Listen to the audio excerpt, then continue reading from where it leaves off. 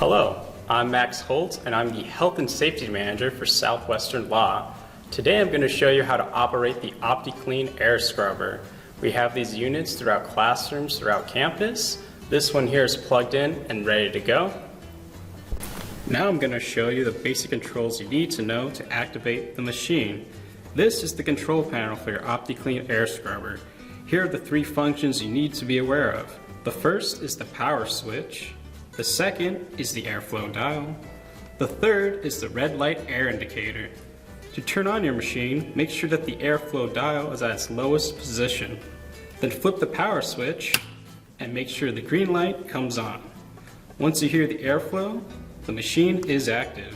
If you see the red light air indicator, please contact COVID Manager. Lastly, to turn off the air scrubber, flip the switch to its off position. Once you hear the air stop, that means the unit has turned off. For any further questions, please contact COVID Manager at swlaw.edu.